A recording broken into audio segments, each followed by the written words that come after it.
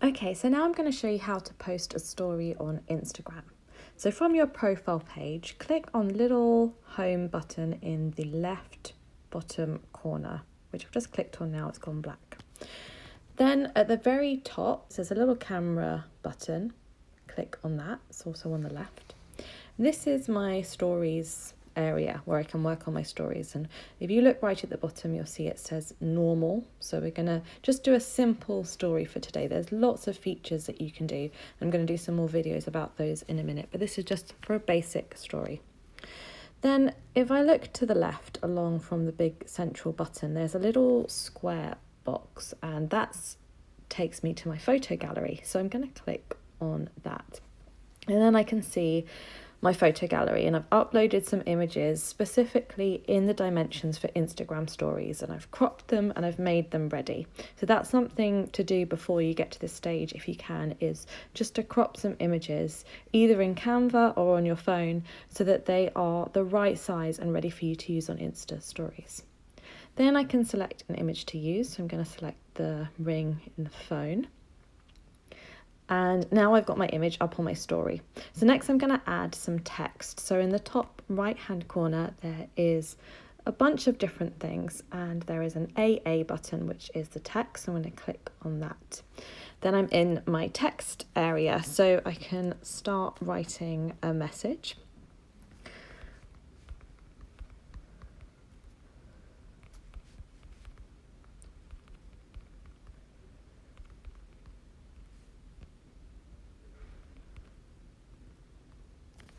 And think about your customers, what you want to say to them, making it funny, making it relevant. So I'm going to do a post about Christmas and that it's coming up, even though it's not quite here yet, and how scary it is to start talking about it in September, but the reality of that. So then if I press return in the right bottom corner, then I can go down and I can keep typing, or I can go back. So it's just like a normal kind of typing area. Then I've also got my emojis that I can add, anything like that. And then if I click done in the top right hand corner, then I can see that my text is now on the screen, but it's very white and I've got a white background, so I want to change the color. So if I click on it again, you can see all the different color options down here.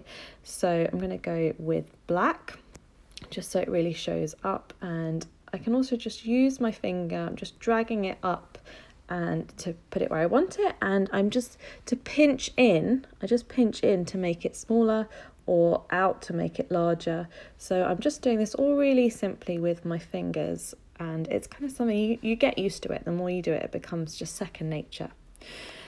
So then if I want to add another bit of text, let's see, what should we write?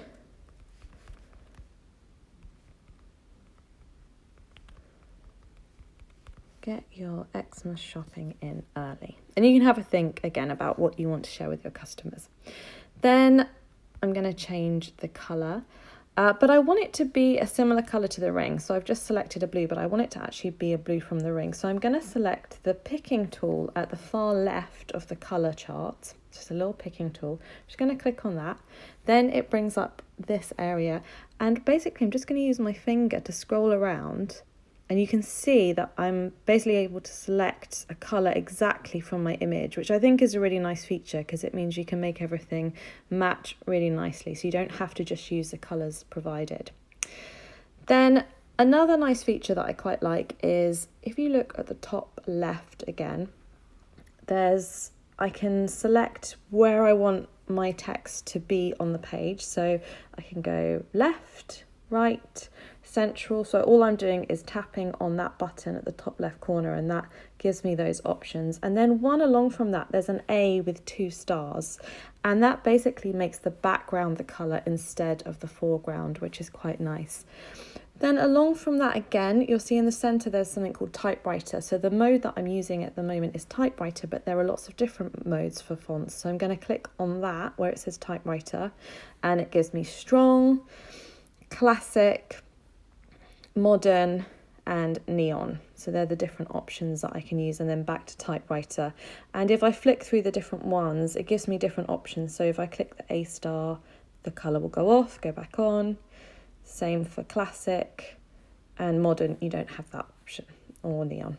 So I'm going to stick with typewriter, and it's changed my font. I'm going to go back to the middle, and I'm going to click on the blue, but then I'm going to match it. I don't actually have to click on the blue. I can just go straight to the matching. There we go. And I quite like doing small fonts. Obviously you want people to be able to read it, but I think it's quite a neat way to show. And then I'm ready to share my story. So once you're happy with how your story looks, and don't worry, you can play around with everything at this stage. Nobody can see what you're actually doing. I can click save in the bottom left-hand corner. That will save this image as an image to my photo. So I'm just going to click that, and it says saved.